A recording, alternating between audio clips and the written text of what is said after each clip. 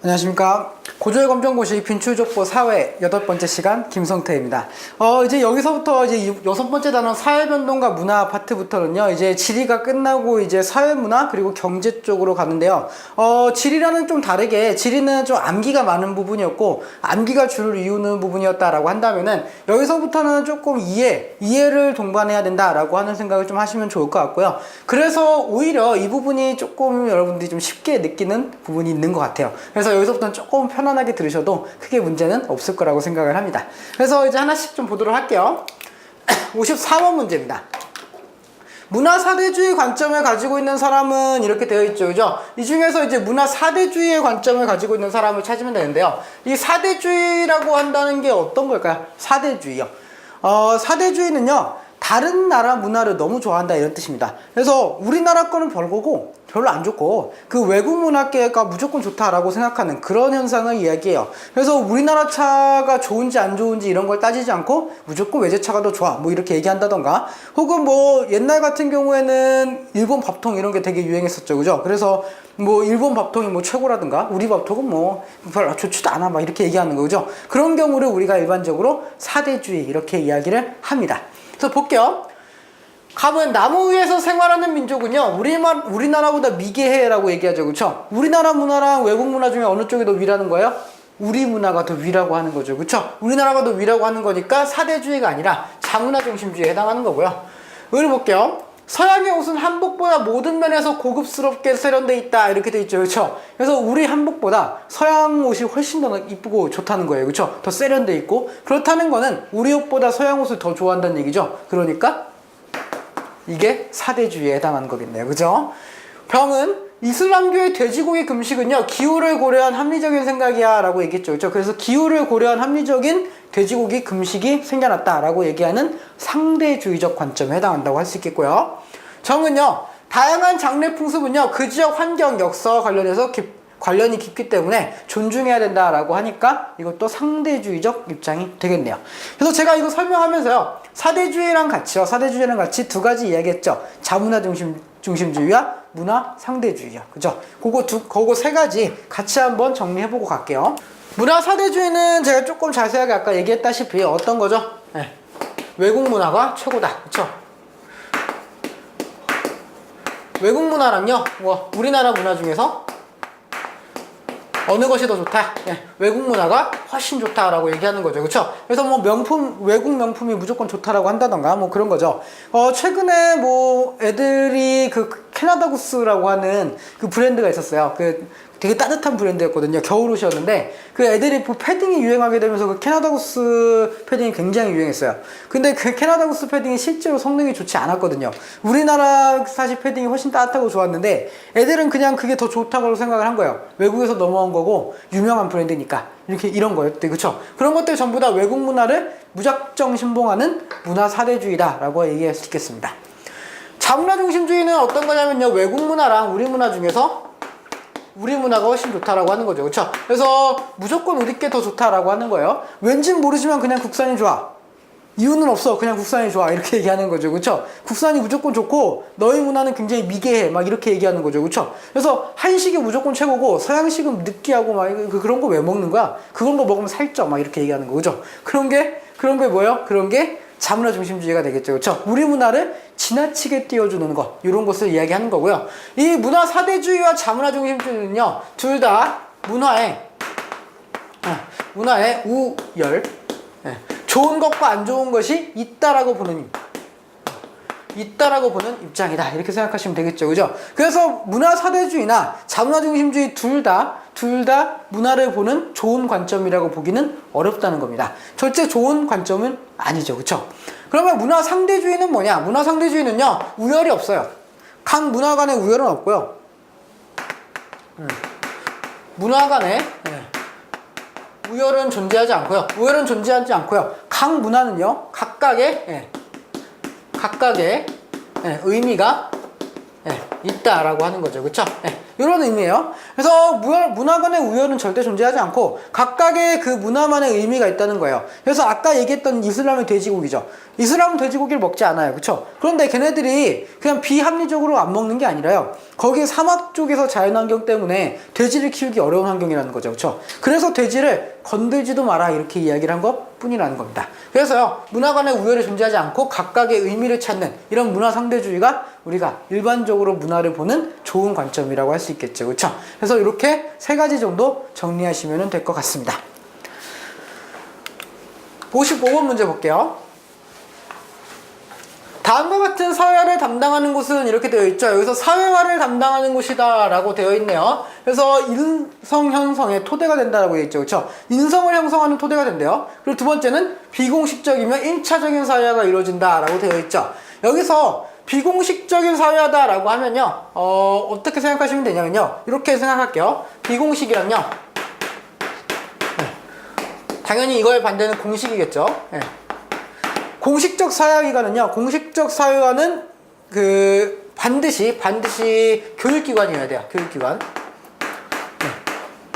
교육기관이 아니잖아요. 교육기관 말고 나머지는 전부 다 비공식이에요. 전부 다 비공식이에요. 그러면 절대로 비공식이니까 들어갈 수 없는 것도 어떤 거예요? 학교, 학원, 직업훈련소 이런 교육기관이죠. 그렇죠? 그럼 교육기관은요, 절대로 어디에 들어갈 수 없다? 비공식에 들어갈 수 없다. 교육기관은 전부 다 공식에 들어간다라고 분명히 이야기했습니다. 이렇게 구분하시는 거예요. 그래서 학교 아니죠.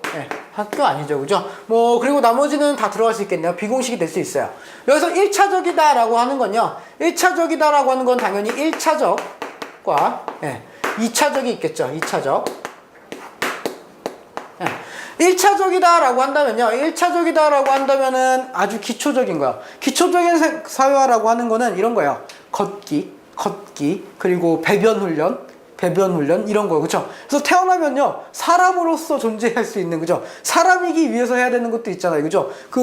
기초적인 언어, 그리고 기초적인 막 기어다니잖아, 애들 막 기어다닐 때, 그죠?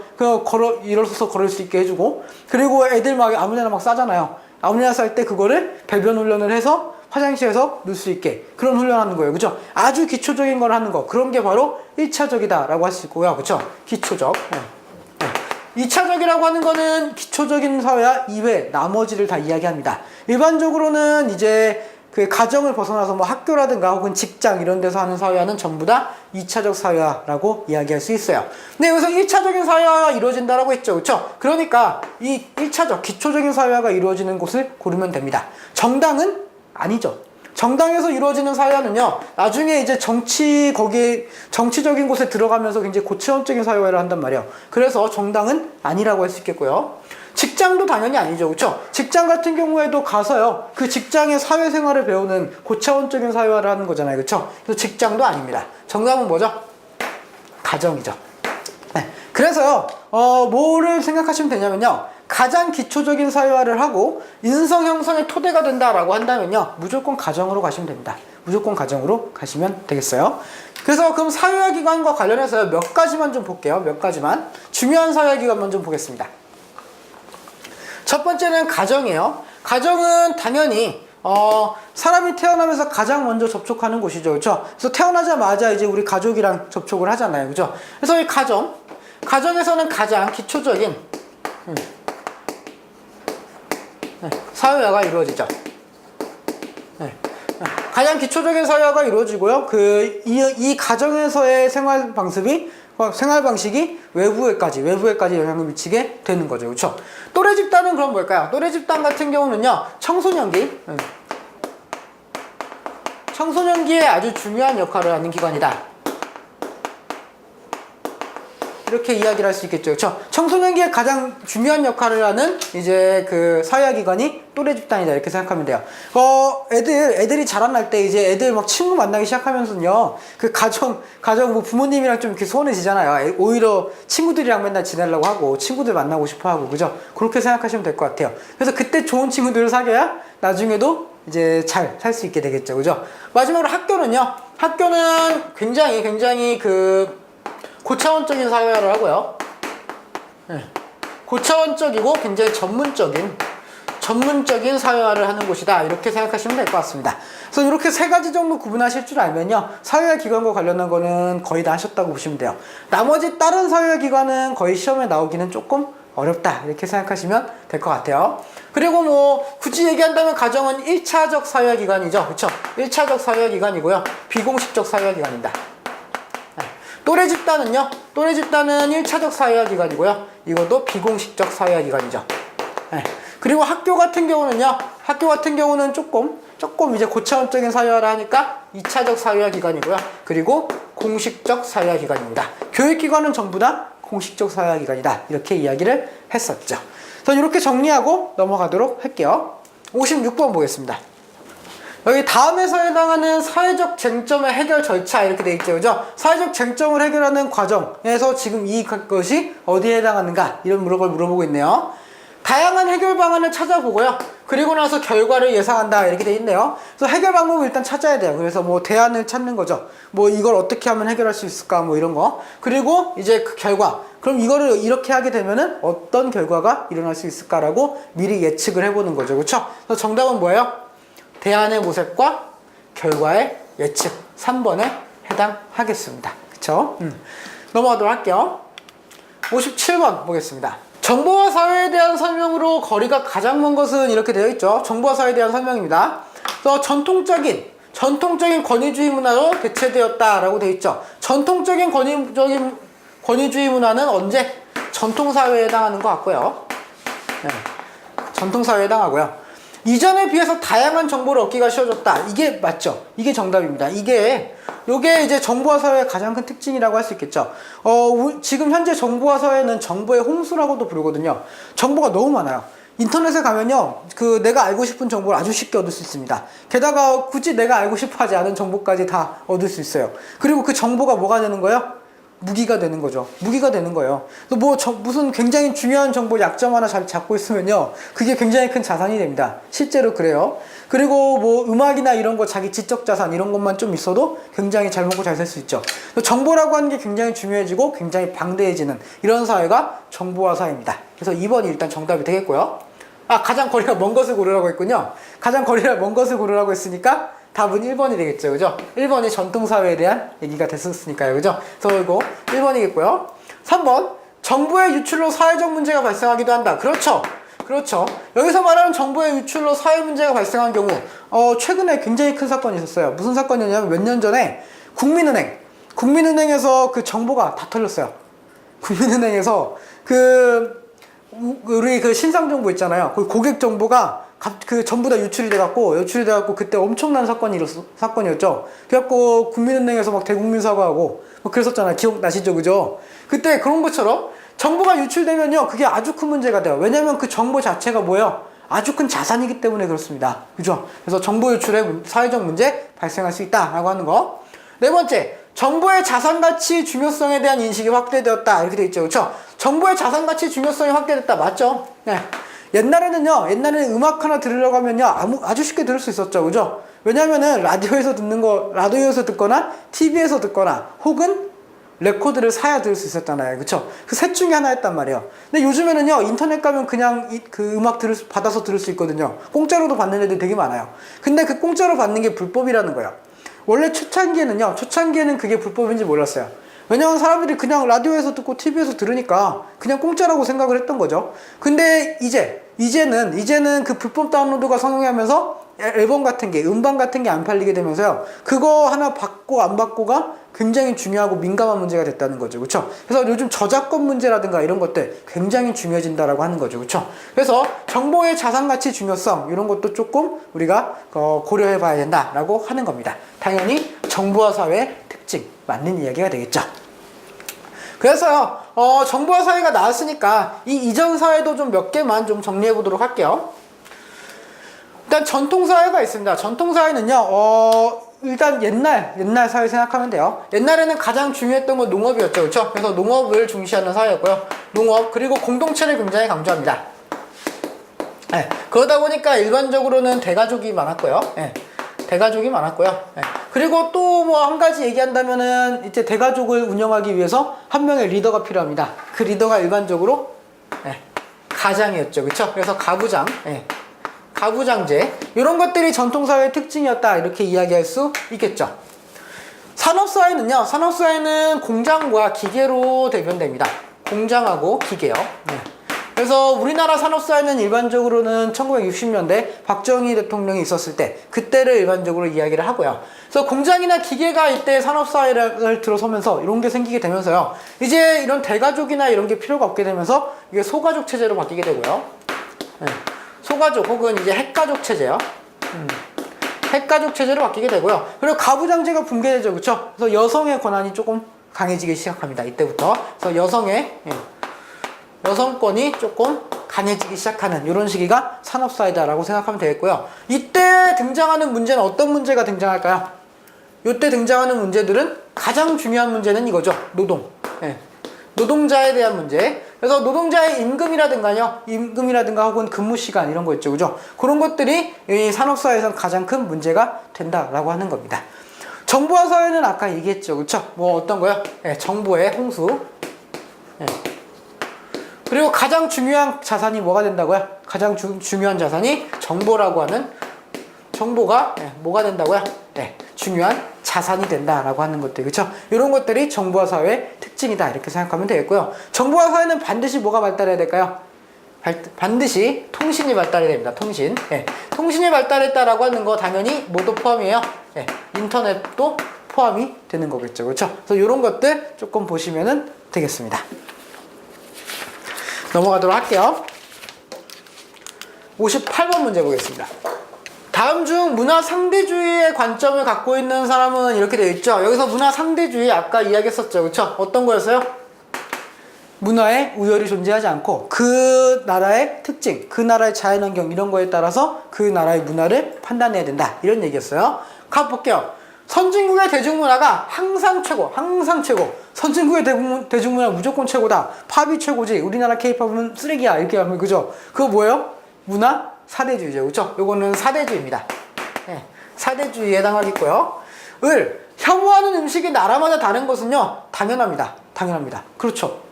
당연하죠. 혐오하는 음식이요. 음식이 있는데 그 음식이 나라마다 다른 건요, 그 나라의 문화 환경 이런 것들이 중요하다는 얘기잖아요. 그렇죠? 그래서 기본적으로 그런 것들이 중요하기 때문에 문화는 뭐가 좋고 뭐가 나쁘고 이런 걸 판단하기는 어렵다. 그래서 그 나라 문화는 그 나라만의 의미가 존재한다 이렇게 얘기하는 거죠. 그렇죠? 이것이 상대주의의 입장이 되겠고요. 네, 상대주의 입장이 되겠고요. 정답은 을이 되겠네요. 3번 볼게요. 한민족의 문화가 세계에서 으뜸이라고 생각한다. 우리나라의 문화가 세계 으뜸입니다. 다른 나라 문화는 다 저급해요. 뭐예요? 자문화 중심주의죠. 그렇죠? 네, 자문화 중심주의고요. 네. 옷을 입지 않고요 생활하는 민족은 미개합니다. 그 사람들 더워서 벗었을 수도 있잖아요. 더워서 도저히 이 옷을 입으면 살 수가 없어서 벗었을 수도 있다고요. 그쵸? 그런데 그 사람은 미개라고 얘기하는 건요, 우리를 기준으로 그 사람들을 판단한 거죠. 그쵸? 그렇기 때문에 이것도 자문화 중심주의에 해당하겠죠. 그쵸? 자문화 중심주의입니다. 네. 그래서 정답은 2번 하시면 되겠네요. 59번 문제 볼게요. 다음 사례와 관련 있는 문화의 개념은 이렇게 되어 있죠. 정보화로 인터넷은 빠르게 보급되었어요. 근데 이에 비해서요, 사람들의 인터넷 윤리의식은 미처 확립되지 못합니다. 이런 거예요. 물질은요, 네, 물질은 크게 발전했는데요. 정신적인 문화는 발전이 더딘 상태죠. 굉장히 더딘 상태. 그래서 물질 문화의 빠른 발전을 정신 문화가 따라가지 못하는 것들, 이런 거 얘기하는 겁니다. 그래서 우리나라에 뭐 자유주의 이런 게 많이 들어왔더니 사람들의 의식이 자유주의가 아니라 이기주의로 넘어갔다. 뭐 이런 것들, 그죠? 그런 것들 다 문화 지체에 해당한다. 그렇죠?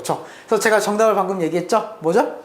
문화 지체 현상을 이야기하는 겁니다. 그렇죠? 그래서 그런 거 생각하시면 돼요. 핸드폰이 굉장히 빨리 보급됐죠. 그렇죠? 핸드폰은 물질 문화예요? 정신 문화예요? 핸드폰은 물질 문화죠. 만질 수 있는 수는 다 물질 문화입니다. 물질 문화예요. 그런데 물질 문화가 발전했는데 사람들의 그 핸드폰 예절 이건 발달해 있나요? 뭐 그 가관이죠. 그쵸? 그 전철 이런 데 가면은 막 큰 소리를 막 통화하고 막 그러잖아요. 뭐 영화관 이런 데서도 막 핸드폰 막 하고 있고, 영화관에서 막 불빛 켜져 있으면 굉장히 막 불편한데 사람들이 막 그걸로 막 하고 있죠, 그죠? 이게 매너가 없어진다는 거예요, 그죠? 그래서 핸드폰이라고 하는 물질의 발달을 뭐가 따라가지 못하는 거야? 우리 정신적인 매너 이런 것들이 따라가지 못하는 현상, 그런 거를 우리가 문화 지체 현상 이렇게 이야기를 합니다. 그래서 이 문화와 관련된 개념이요, 몇 가지만 좀 보도록 할게요. 첫 번째는 이제 문화 공존입니다. 문화 공존은요, 이런 거예요. 우리나라 문화가 있고요, 우리나라 문화가 있고 외국 문화가 있는데 둘 다 존재하는 거예요, 둘 다. 그래서 외국 문화와요, 그리고 우리나라 문화가 우리가 같이 있는 거. 대표적인 게 어떤 거 생각하시면 되냐면요, 이런 거죠. 우리나라에서 서양 음식을 먹고 싶죠, 그죠? 그럼 먹을 수 있어요? 먹을 수 있죠, 그죠? 왜? 서양 식당이 있으니까요, 그쵸? 서양 식당이 등장했지만 우리나라에서 누가 서양 식당을 하고 있어? 라고 하면서 그걸 핍박하고 그걸 없애려고 하고 그러지 않잖아요, 그죠?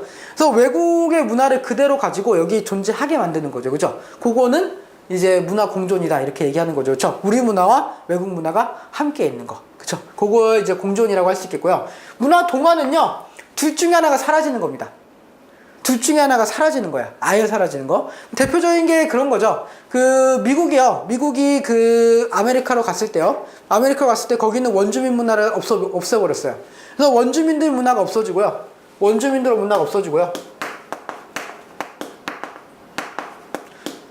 문화가 이게 완전히 소멸해버려요. 소멸하고 하나만 남는 거죠. 하나만 남는 거예요. 뭐예요? 유럽 문화만. 네. 요거 하나만 남게 되는 거죠, 그쵸? 그래서 외국 문화 하나가 사라져버리고 우리 문화만 남는다거나, 혹은 우리 문화가 사라지고 외국 문화만 남는다거나, 둘 중에 한 개만 남으면요, 동화라고 할 수 있습니다. 동화. 문화 융합은 뭘까요? 융합은요, 전혀 다른 문화가 나오는 거예요. 전혀 다른 문화. 어떤 거 얘기하면 될까요? 우리나라 음식이었는데, 외국 음식이었는데, 햄버거가 이제 미국에서 들어왔죠, 그쵸? 햄버거 들어왔는데 햄버거 먹었는데 막 느끼하고 막 맛이 없어요. 도저히 먹을 수가 없어요, 그쵸? 그래서 거기다가 불고기 양념 소스를 집어넣습니다. 그래서 뭘 만든 거예요? 불고기 버거를 만들었죠, 그죠? 불고기는 우리나라 거예요, 외국 거예요? 불고기는 우리나라 거죠, 그죠? 햄버거는요? 외국 거죠. 이해되십니까? 햄버거 안에요, 우리나라 게 들어가서요, 그게 융합이 된 거예요. 융합이 된 거죠, 그쵸? 그래서 전혀 새로운, 듣도 보도 못한 새로운 뭐가 나온 거예요? 불고기 버거가 나온 거죠, 그쵸? 그리고 우리나라 사람들은 빵보다 밥을 더 좋아하죠, 그쵸? 밥을 더 좋아하기 때문에 빵 대신에 그 밥을 써요. 그런 다음에 뭘 만들어요? 라이스 버거를 만들어요. 라이스 버거. 쌀로 만든 버거. 그잖아요, 그쵸? 밥으로 만든 버거. 그런 것들은 전부 다 이제 듣도 보도 못한 새로운 문화죠, 그죠? 그런 게 나오면은 문화 융합에 해당하는 겁니다, 그쵸? 그리고 문화 지체는 제가 아까 말씀드렸죠, 그죠? 물질 문화의 발달을 뭐가 따라가지 못하는 거야? 정신 문화가 따라가지 못하는 거, 그죠? 그런 것들 우리가 좀 보시면은 되겠습니다. 그래서 요 4가지 개념 정도는요, 좀 기억을 하시면은 좋을 것 같아요. 넘어가겠습니다. 60번 문제 한번 볼게요. 보기에서 자문화 중심주의에 대한 설명으로 옳은 것을 골라라 이렇게 돼 있죠. 그래서 여기서 자문화 중심주의를 고르시면 돼요. 자문화 중심주의. 다른 문화를 비판 없이 수용한다. 이거는 사대주의에 해당하겠죠, 그렇죠? 사대주의. 외국 문화가 좋으니까 비판 없이 받아들이는 거잖아요, 그렇죠? 예. 자기 문화를 가장 우수하다고 믿는다. 이거 자문화 중심주의 맞고요. 예. 예. 자기 문화가 최고다라고 얘기하는 거니까요, 그렇죠? 그래서 이게 자문화 중심주의 첫 번째 맞고요. 자기 문화를 기준으로 다른 문화를 평가합니다. 우리 문화가 일단 기준이에요. 우리 문화보다 못해? 너희 다 미개해. 우리나라랑 똑같지 않아? 미개해. 이렇게 얘기하는 거죠, 그죠? 이것도 자문화 중심주의에 해당합니다. 해볼게요. 다른 사회의 문화를요, 그 사회 맥락에서 이해한다. 이거는요, 우리가 추구해야 될 문화 상대주의적 입장이겠죠, 그렇죠? 상대주의적 입장에 해당한다. 이렇게 보시면 되겠습니다. 그래서 정답은요, 니은과 디귿 3번 하시면 되겠네요. 61번 문제 볼게요. 사회적 쟁점에 민주적 해결 방법으로 보기 어려운 것은 이라고 돼 있죠, 그죠? 여기서 민주적 해결 방법이라고 하면요, 이런 말이 나오면요, 민주적이란 말이 나오면 꼭 이런 거 생각하시면 좋을 것 같아요. 뭐냐면요, 토론, 대화, 토론, 그리고요, 타협,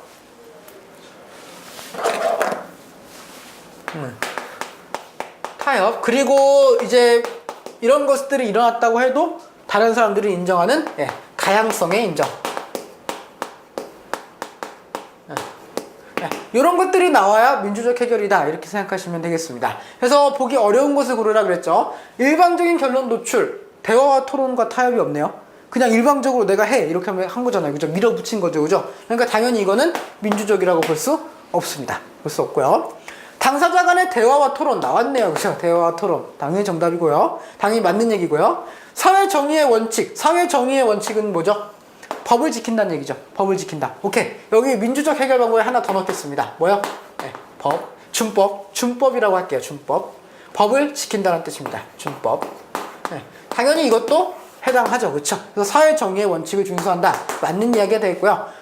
공정하고 합법적인 절차. 여기서 공정하다라고 하는 건요. 공정하다라고 하는 건 기본적으로 민주주의에서 토론이나 그런 대화 같은 그 과정을 거쳐야 된다는 거예요. 그래서 여론을 수렴하고 이게 정말 맞는 것인가 아닌가에 대한 확신이 있을 때 그걸 시행해야 된다는 얘기죠. 그죠? 그래서 그런 것들 절차를 지키는 거 당연히 민주적인 절차 맞습니다. 그래서 답은 틀린 거 하나 1번만 고르시면 되겠죠. 넘어갈게요. 62번 문제 보겠습니다. 다음 중 고령화 사회에 대한 설명으로 옳지 않은 것은 이렇게 되어 있죠. 여기서 고령화 사회다라고 하는 말이 나왔네요. 고령화 사회는 어떤 거죠? 고령화 사회? 고령화 사회는 노인 인구 비율이 증가한다라고 하는 뜻입니다. 이미 지난번에 한번 했었는데요. 노인 인구 비율이 증가하게 되면서 노동력이 부족해지고요. 그리고 이제 부양해야 될 사람들이 많아지게 되면서 복지 비용 부담이 커지게 되는 거. 그런 것들이 문제가 되겠죠. 그래서 첫 번째, 노인 부양비가 증가한다. 그렇죠. 노인 인구가 많아지니까 우리가 부양해야 될 노인 인구가 많아지니까 부양비도 늘어나게 되겠죠. 두 번째, 출산율 감소가 원인 중에 하나다. 그렇죠. 출산율이 감소하면서요. 애들이 적어져요. 어린애들이 적어지니까 상대적으로 노인들이 많아지게 되는 거죠. 그렇죠? 그래서 맞는 이야기가 되겠고요. 청장년층의 세금 부담이 줄어든다요? 그렇지 않죠. 그렇지 않죠. 노인 인구들이 많아지면서요. 노인들을 부양해야 될 청년들의 부담은 커지잖아요. 그렇죠? 일단 청년들이 조금이라도 더 많은 세금을 내야 그 노인들을 전부 다 부양할 수 있게 된다는 겁니다. 그래서 부담이 줄어드는 것이 아니라요. 오히려 부담이 커진다라고 해야 맞는 말이 되겠죠. 그죠? 그래서 요거 3번이 틀린 말이 되겠고요. 노인복지시설에 대한 수요가 증가한다. 이거는 당연히 맞는 이야기가 되겠죠. 답은 몇 번이죠? 답은 3번 하시면 되겠습니다. 넘어갈게요. 63번 보겠습니다. 다문화 사회의 문화 갈등을 해결하기 위한 바람직한 태도를 보기에서 고른 것은 이렇게 되어 있죠. 바람직한 태도 고르시면 돼요. 다른 문화를 존중하는 태도를 갖는다. 당연히 맞죠. 그쵸? 당연히 맞죠. 다문화 사회에서요, 외국인들이 왔어요. 그쵸? 그랬는데, 너 동남아에서 왔지? 동남아 문화 굉장히 저급하더라. 막 이렇게 얘기하면 안 되잖아요. 그쵸? 그래서 그 동남아에서 와서 그 사람들한테 동남아나 다른 우리보다 좀 못 사는 그런 데서 와서 해서 그 사람들의 문화를 좀 인정해주고 그 사람들을 보듬어주는 그런 관용적인 자세가 필요하다라고 하는 거죠. 그쵸? 그래서 그 사람들이 존중하는 태도 당연히 중요합니다. 다른 문화를 포용하려는 태도 당연히 있어야 되죠. 그쵸? 다른 문화를 포용하고요. 그래, 우리나라 안에서 너희 문화를 가지고 살아도 좋아. 다만 너무 이렇게 튀지는 마. 뭐 이렇게 얘기할 수 있겠죠. 그죠? 어쨌든 그런 것들 뭔가 좀 이렇게 수용하고 포용하려는 태도 당연히 필요합니다. 다른 문화를 문화 사대주의적 관점에서 이해한다. 여기서 사대주의적 관점은요, 무조건 올바르다고 할 수 없죠. 그죠? 사대주의적 관점에서 그 다른 문화를 바라보면서 우리 문화가 안 좋아 이렇게 얘기하면서 우리 자학할 필요는 없잖아요. 그죠? 그래서 이것도 아니고요. 다른 문화를 자신의 일방적인 시각으로 이해한다. 이건 자문화 중심주의적 시각이죠. 그쵸? 그래서 다른 문화를 보고요. 우리 입장에서 생각하고 이거 저거 저급한데? 미개한데? 야만적인데? 이렇게 얘기하면은 안 된다라고 하는 겁니다. 그쵸? 그래서 아니겠죠. 답은 몇 번이죠? 기억과 니은 1번 하시면 되겠습니다. 64번 문제 한번 볼게요. 다음 사례를 설명하는 개념으로서 가장 적절한 것은 이렇게 되어 있죠. 우리나라 사찰에서 흔히 볼 수 있는 칠성각입니다. 칠성각은 칠성신을 모시는 민간신앙이 있네요. 민간신앙. 네, 체크하겠습니다. 민간신앙. 그쵸? 민간신앙이 하나 있고요. 그리고 불교가 뭐한 거예요? 결합해서 나타난 새로운 문화다. 새로운 문화다. 여기서 중요한 핵심 포인트입니다. 새로운 문화예요. 새로운 문화. 듣도 보다 못한 새로운 게 나왔다 그랬죠? 듣도 보다 못한 새로운 거. 이거 뭐라 그랬어요? 문화 융합이라고 했습니다. 문화융합 이렇게 이야기를 했죠. 그렇죠? 그래서 문화융합 정답은 3번 하시면 되겠죠. 그렇죠? 네. 아까 정리한 거 있으니까요. 잘 모르시겠다면은 네, 조금만 앞으로 돌아가셔서요. 그거 정리한 거 좀 보시면 될 것 같아요. 65번 문제 보겠습니다. 우리나라 현대사회의 변동 모습으로 적절하지 않은 것은 이렇게 되어 있죠. 여기 볼게요. 평균 수명이 점점 연장되고 있다. 그렇죠. 평균 수명은 점점 연장되고 있습니다. 지금은 기대 수명이 거의 80세 가까이 된다고 이야기를 해요. 외국과의 상호 의존성이 높아지고 있다. 그렇죠. 우리나라 지금 이제 무역이 없으면요. 무역 없이 우리가 살 수 있는 환경이 아니에요. 절대로. 네. 3번 볼게요. 정보통신 등 과학기술이 발달하고 있다. 그쵸? 과학기술은 정말 눈에 띄게 발달하고 있죠. 저도 뭐 놀랄 정도로, 저도 적응하지 못할 정도로 굉장히 빠르게 발달하고 있어요. 산업의 중심이 서비스업에서 제조업으로 옮겨가고 있다. 이건 아니죠. 최근에 이제 그 산업의 중심은요, 제조업보다는 서비스업에 더 가깝습니다. 그렇기 때문에 요거는 아니다 라고 이야기할 수 있겠죠. 답은 4번 하시면 되겠습니다. 그래서 이제 이 정도까지 실제 나왔던 문제들이었고요. 몇 문제만 이제 앞으로 어떤 문제가 나올 수 있을까라고 하는 거 조금 보고 갈게요. 대표 예상 출제 문제 13번입니다. 급격한 문화 변동으로 인해서 사회 규범이 흔들리고 사회가 혼란에 빠지는 문화 지체 현상이다. 이렇게 되어 있죠. 그죠? 그래서 여기서 조금 중요한 개념인데, 급격한 문화 변동이 있죠. 그쵸? 급격한 문화 변동으로 인해서요, 사회 규범이요, 존재하지 않게 되는 겁니다. 그러면서 사람들이요, 규범이 없잖아요. 규범이 없고 규칙이 없어요. 그러니까, 이게 불법인지 아닌지도 모르고 그냥 저지른다는 거예요. 대표적인 게 전쟁이 났을 때요. 전쟁이 났을 때 주변에 막 시설 다 파괴되고요. 막 사람 막 죽고 막 그랬어요. 그래서 막 먹을 걸 구해야 되는데, 보니까 거의 가게에 사람이 없는 것 같아. 그래서 가게에 가고요. 물건을 막 훔쳐옵니다. 먹을 거나 막 생필품 이런 거 훔쳐와요. 굳이 말하면 그거는 뭐예요? 절도죠. 굳이 말하면 그건 잘못이에요. 절도란 말이에요. 그런데 그 사람 입장에서 지금 전쟁이 난 그 상황에서는 이것이 절도라고 생각을 안 하는 거죠. 이해되십니까? 그래서 뭐예요? 순간 규범이 없어진 혼란스러운 상태, 이런 걸 얘기하는 거고요. 이런 현상은 우리가 아노미 현상 이렇게 이야기를 합니다. 그래서 정답은 3번 하시면 되겠어요. 님비나 핀피나 문화융합 같은 경우는요, 이미 제가 다 정리를 한 내용이기 때문에 넘어가도록 하겠습니다. 14번 볼게요. 통신장비의 발달로요, 실현되었으며 현대인에게 많은 지식을 간편하게 제공하지만 사이버 문제 등의 부작용을 갖는 현상은 이렇게 되어 있죠. 그렇죠? 그래서 정보의 홍수, 그리고 통신장비의 발달에 의한 정보의 홍수, 이런 걸 얘기하는 거죠. 그렇죠? 정보화에 대한 얘기가 되겠습니다. 답은 1번이 되겠죠. 15번 문제, 마지막 문제가 될 수 있겠네요. 한 사회의 문화가 다른 문화에 흡수되어서요, 본래의 정체성을 상실하는 현상입니다. 그래서 두 가지 문화가 만났어요. 두 가지 문화가 만났는데 하나는 없어지고 하나만 남았어요. 이건 뭐라 그랬죠?